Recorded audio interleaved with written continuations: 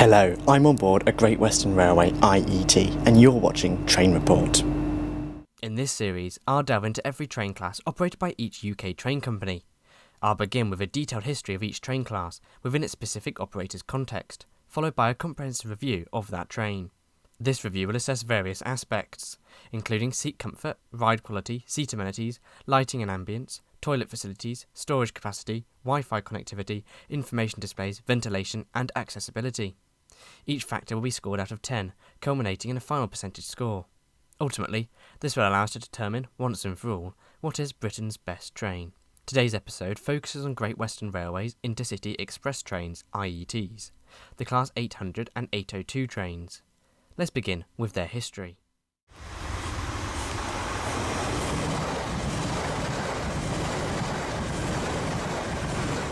The IETs, as GWR refers to them, are a series of high-speed bi-mode diesel-electric trains. Initially proposed in 2005, they were intended to replace the ageing high-speed train sets and accompany the planned electrification of the Great Western Main Line between London, Paddington, Bristol and Cardiff. In March 2007, the Department for Transport launched the Intercity Express Programme, IEP, seeking a company to finance, build and maintain new 125-mile-an-hour high-speed trains for the East Coast and Great Western Main Lines, with a potential order for up to 2,000 trains, and potentially trains which could go up to 140 miles an hour. The November 2007 tender invited bids for three versions: a 25 kV AC overhead electric unit, a self-powered battery diesel variant, and a bi-mode diesel-electric unit. The Department for Transport also required the ability to couple half-length units to form full-length trains. The initial plan aimed for introduction as early as 2013, with full Great Western Main Line service by 2017, and future deployment on the West Coast Main Line, cross-country routes and the Fen Line to Cambridge and Kings Lynn. By 2008, the bidders were narrowed to Hitachi and Express Rail Alliance, a consortium of Bombardier, Siemens and Angel Trains. In February 2009, Hitachi, under the Agility Trains name, comprising Hitachi and various investment and infrastructure firms, secured the contract for the IEP trains. Hitachi and Agility unveiled the Hitachi Super Express train in 2009, part of the Hitachi AT300 family, designed to replace HST and Intercity 225 sets on the East Coast and Great Western Main Lines. These trains offered a 40% weight reduction per seat compared to HSTs and a 15% fuel consumption reduction for a hybrid power supply. Available in 5 or 10 car configurations, each coach would be significantly longer than the older Mark III and Mark IV coaches, and the absence of a locomotive or driving van trailer would increase overall capacity.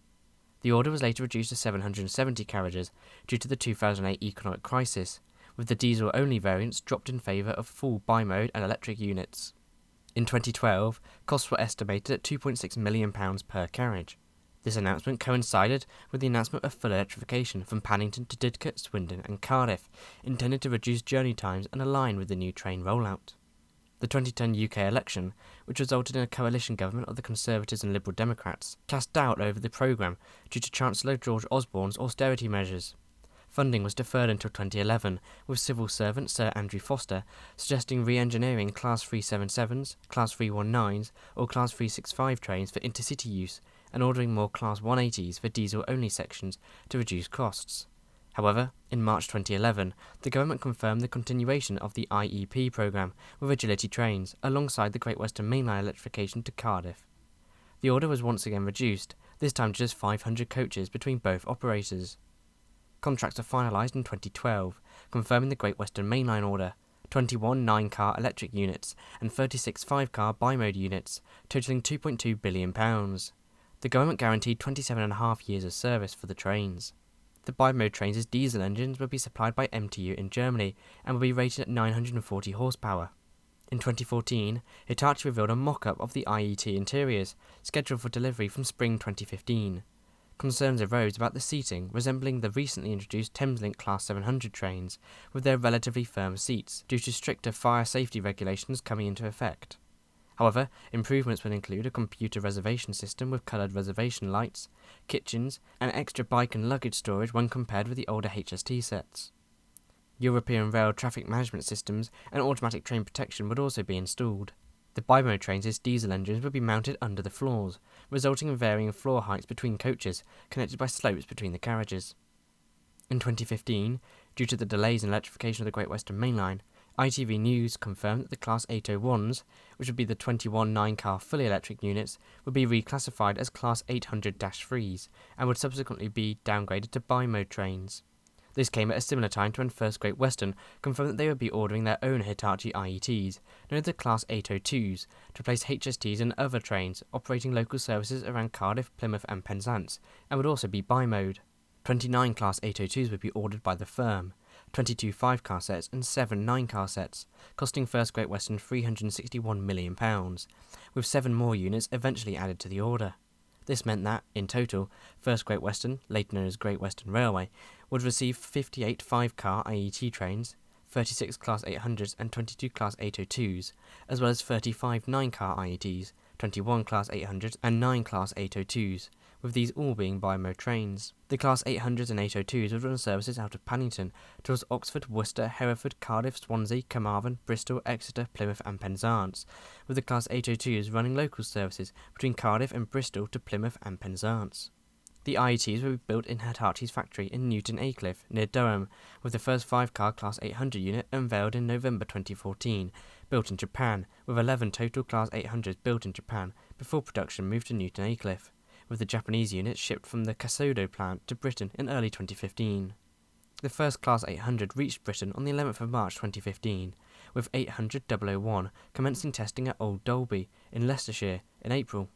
The first unit to be formally unveiled was a Virgin Trains East Coast unit, nicknamed the Azuma, in 2016, with Great Western running a test service in June 2016 from Reading to Paddington, with dignitaries invited on board. Testing continued throughout 2017, with the units reaching Wales in March, whilst the first Class 802s were shipped from Japan in April. The 14th of June 2017 saw the late Queen Elizabeth II ride and name 800-003. Electrification of the Great Western Main Line between Paddington and Maidenhead was completed by summer 2017, although the full electrification of the Great Western Main Line would be delayed, with the trains formally entering service on the 16th of October 2017. The first service was from Bristol to London, running 41 minutes late, without air conditioning and with some carriages locked out of use due to a leakage problem, with teething problems hurting the IET's first days of introduction. The first service from London to Wales at 08:15 was also cancelled due to an issue with the train, but the units did eventually reach Wales later in the day. The trains were also slandered for their poor seat comfort, despite the Department for Transport promising the trains to be more comfortable than the HSTs they replaced, with Chris Grayling, Transport Secretary, describing the new trains as transformational and the best trains we've ever had in the country. Despite the increases in capacity, decreases in journey times, and the modern interiors, the trains were received relatively poorly by the public, who disliked the harsh lighting and poor seating configuration. On the 17th of October, the second day of IET operations, things also went poorly, with door faults recorded. By the 19th, Great Western Railway and Hitachi decided to withdraw the trains to fix the technical issues before relaunching them back into service later in the year. August 2018 saw the first Class 802s enter service. The 802s included larger batteries and diesel engines to run purely diesel services across the network, marking the beginning of the end for full HST set usage with Great Western Railway. The 802s would later receive extra battery packs, making them tri-mode units, reducing pollution and noise level, as well as saving 20% of the fuel. By 2019, the IET construction and introduction programme was now practically finished, as was the new depots for the trains at North Pole, London, Stoke Gifford in Filton, and Malifant sidings in Swansea, who were all constructed by E.C. Harris. The trains at first did not operate on electric power due to delays and rising costs in the Great Western Main Line electrification programme, which I touched on in my video on Great Western Railway.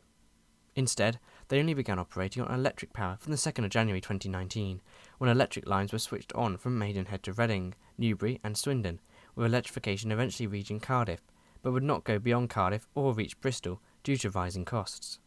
COVID-19 disrupted Great Western and their hopes of a new timetable to increase frequency, but, arguably, 2021 was worse than 2020. Cracks were discovered in April on the yaw damper suspensions of the IETs, with initially 8 trains withdrawn from service for repairs and investigation. By the 8th of May, GWR and 3 other train operators had to withdraw from service all their IET trains due to more cracks being found in the lifting pads near the bogies, with the trains likely to be out for a prolonged period, according to Railway Minister Chris Heaton-Harris. To cover for the lost trains, Great Western loaned 6 Class 387s from Govia Thameslink Railway, which aren't needed currently due to the suspension of Gatwick Express services, whilst C2C also loaned some of their Class 387s to Great Western, with 387s running services to Bristol Parkway for the first time.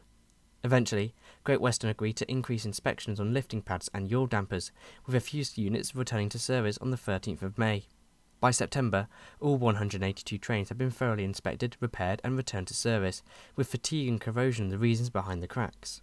A report released in April 2022 by the Office of Rail and Road found that the trains were experiencing greater loads on the body shells due to track and wheel fatigue, with stress corrosion cracking on the lifting plate welds caused by sea salt exposure near Dawlish. All 1,247 Hitachi Class 800 trains had parts replaced, including the addition of bolts near longitudinal welds. As for the GWR IETs since then, not much has happened to the physical trains themselves. Great Western have, since 2018, named 29 units and given 2 their own special liveries to commemorate people such as Captain Tom Moore or movements such as the White Ribbon Campaign. The 802s, as aforementioned, have received new batteries to replace one of the underfloor diesel engines, with new sidings in Penzance also constructed to facilitate 9-car Class 802 sets in Cornwall. Overall, GWR operates 93 Hitachi AT300 IET trains across the Great Western network. The trains, however, are not the most popular with rail enthusiasts, but are they really that bad? Let's look at when I managed to grab a whole Class 800 carriage to myself and review the trains. So, now we've looked at a pretty troubled history of these trains, let's go for a review. So just for context, I will be reviewing this as the entire IET, so I'm not going to go through each individual 800 that Great Western have. I'm just going to do, even though I'm on board a Class 800, there's only a negligible difference between these and the other 800s that Great Western operates. So this is going to be one video covering all the IET trains, if that makes sense, and I'm only going to be on this one train to cover my review. I will say, we're 1 minute from departure, and I've got this entire carriage to myself. I'm going to Reading. There's been loads of disruption on the day I'm filming. There's nobody else in this carriage. I'm right at the front, clearly. To get a seat on these trains, just walk all the way to the front. It's a 9-car train, and I've got the whole thing to myself. It's pretty cool if you ask me.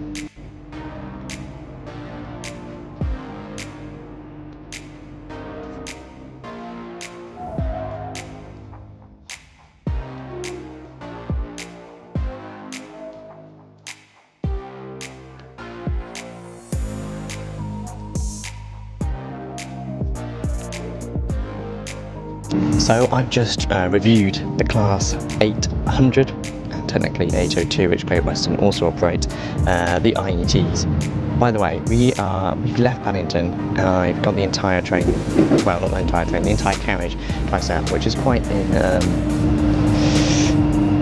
unexpected for a Great Western train. Lots of disruption today, so maybe that's why. I'm going to go through my findings and what I've ranked each factor out of 10. Firstly, seat comfort.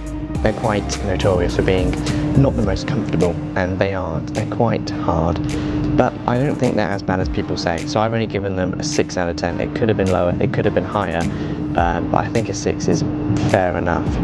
As for ride comfort, I do find they are quite bumpy, so I've only given them a 6 as well there. The sun is very pretty. There's a very nice sunset in London today.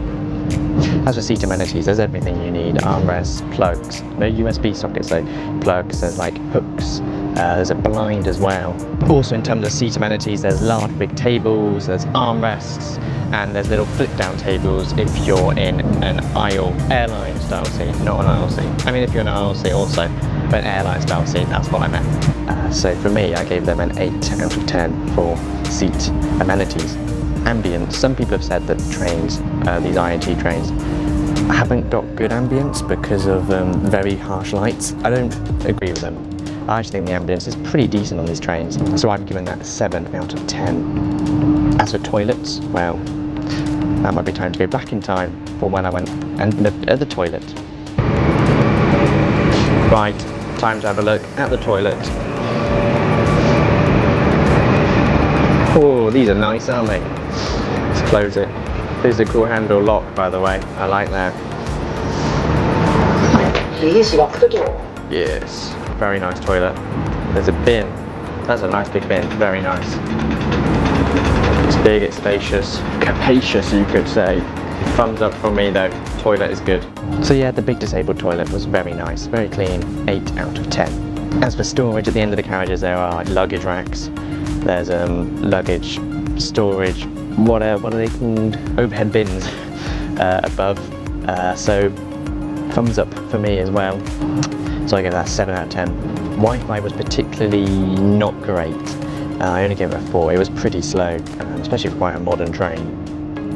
Information displays, I gave that an 8 out of 10. There's these big information displays, you can see one just behind me there. And also you can see that there are seat reservations as well. I'm counting them as information displays. You can see there's quite a bit of red.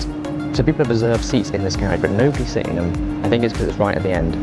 People don't want to walk, and I'm just double checking that I've got the whole carriage to myself because I'm so surprised at that. And ventilation, 7 out of 10. I think it's very, very good in terms of warmth on this train, and of course they'll have aircon. They'll have all the mod cons. Although at first the aircon did leak, which wasn't great, but oh well. Accessibility, I've only given that a 6 out of 10, purely for the fact that the doors are quite narrow. Although there are accessible spaces, as you find in every train nowadays, but yeah, only a 6 because of the fact that the doors, firstly, there's no level boarding, it's actually quite a big gap, and the fact that the doors are just quite narrow, so maybe fitting a wheelchair is more difficult than on some other trains.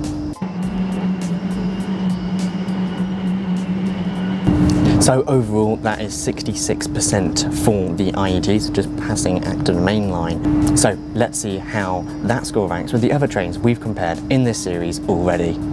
That puts the GWR IETs last, behind the West Midlands Railway Class 730s.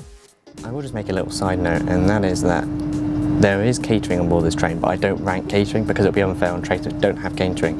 Of course, not every train will have catering. You're not going to have a tiny little, branch line having catering, so it is unfair. That is provided by the operator, not the trains. That's why I'm not ranking catering in this series. That scared me, the Heathrow Express train there.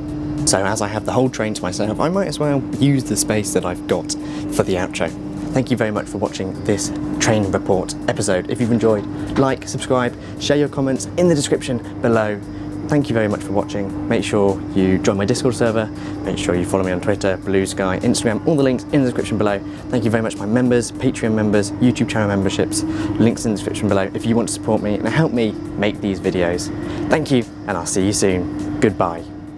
And of course, a huge thank you to all my YouTube and Patreon members, including my first class member, Crispin McKee, my Business Zone members, Andrew Bowen, Anthony Harris, Anthony James Moore, ARK, Connor Grieg, Clive Travel and Trains, Craig Mitchell 43, Dave CDF, Gordon Walker, Jay Teco, JBNEL, Lewis C21, NJTE, Real, and That Transport Girl, as well as my standard premium and standard class members.